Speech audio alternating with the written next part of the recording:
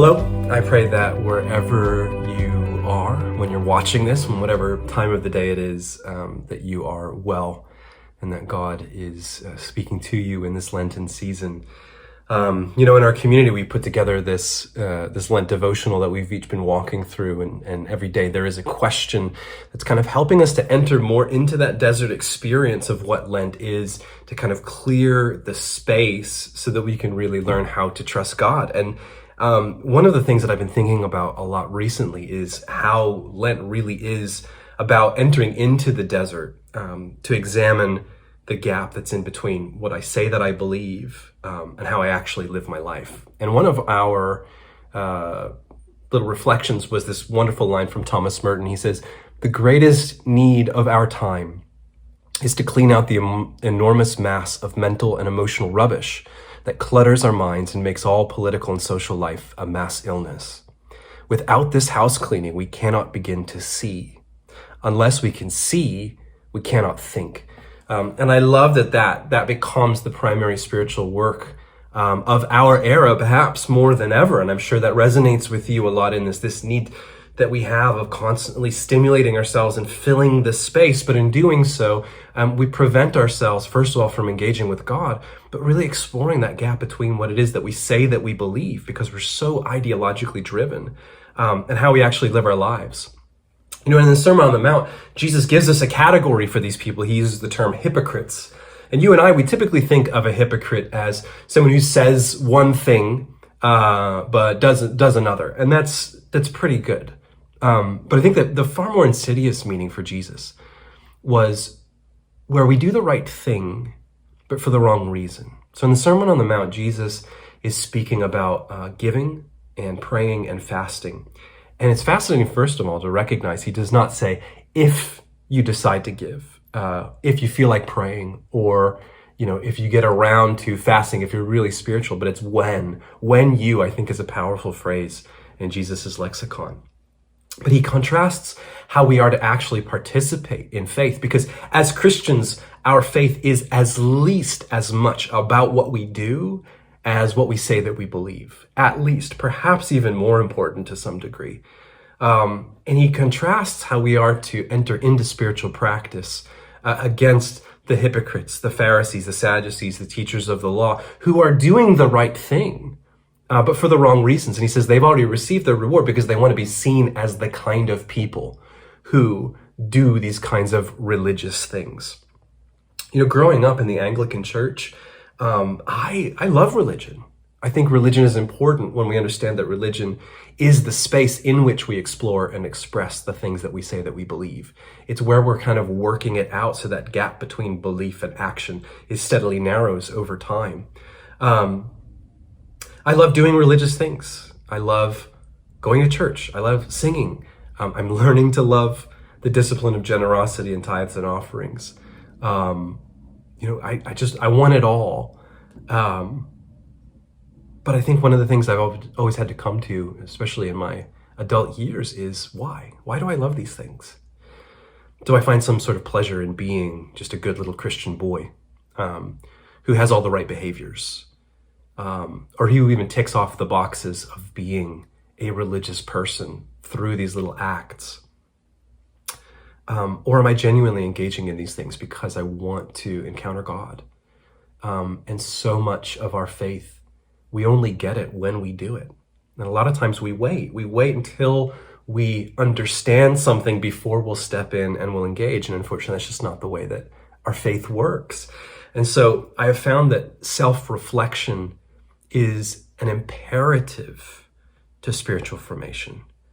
I think it begins and ends with that. And that's so much of what I teach my own people is before we talk about practices and doing this and doing that and how you're reading the Bible and how you're praying and all these things, just watch yourself, listen to yourself, ask yourself the right questions to kind of get in that better posture so when it comes to act, you know what's going on behind the scenes.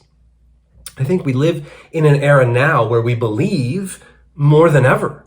I think ideology actually guides our maneuvering through this new digital age in ways that it's never before, because we're exposed to so many ideas.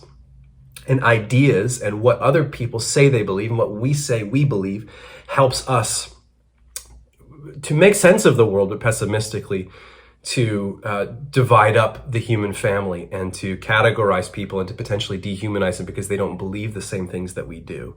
But when we live just by ideologies, that prevents us from examining the gaps. And we actually convince ourselves that we're good Christian boys and girls because of the things that we say we believe, not how we actually live our lives.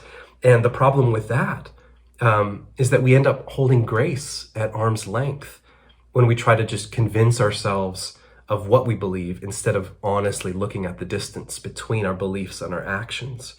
And I think we do this a lot of times because we believe, we feel shame. I think it's a modern phenomenon, especially in the charismatic world where many of us would live, where God does not want you to feel certain things.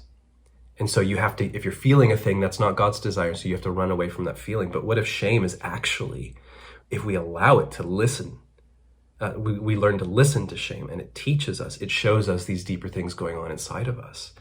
And so I've developed kind of these 3 questions that I would love for you to sit with the Lord today and just kind of consider. Number 1, what is the distance between what I say that I believe and how I practically live my life? When I look at how I spend my time, my money, where I am vulnerable in life, am I actually living out the things that I say that I believe? If I, for example, being pro-life on a political platform, is pro-life really just about who you vote for every 4 years and that's you over and done with the conversation? Or even if this past year, we all want to be anti-racist. Am I spending so much time convincing myself that I am an anti-racist that I haven't actually done anything of substance in the past several months to continue on that pursuit because we just got caught up in the moment? So number 1, can I sit and have kind of the courage to be vulnerable before the Lord, to examine the distance between what I say that I believe and how I live my life? I think number 2, what do I tell myself in order to avoid the shame that arises from recognizing that difference? And I think this is oftentimes where our beliefs, our ideologies come in. I know for myself, I tend to abuse the idea of grace when I miss the mark and say, well, it's okay. God's love has covered me, which is technically true. But if that kind of belief actually prevents me from growth and engaging with Him, then it's no good. And so listening to that shame when I think about giving, when I think about praying, when I think about fasting, which is essentially just creating the space to engage with God, what is that shame there to teach me? And how do I hand that over to the Lord as well to allow Him to help me move forward? And then thirdly, what is it that I need to hear from God in order to traverse the distance through confession and repentance? That when I come before Him, and I love, that line when the man comes to Jesus asking for a miracle of healing, and Jesus says, do you believe that I can do this? And he says, Lord, I believe, but help me in my unbelief. And isn't that not all of us? What do I need to hear from God in order to be able to confess that? Lord, I believe, but help me in my unbelief. I have a ways to go. How do I bridge the gap between what I know that I'm supposed to believe and how I practically live my life?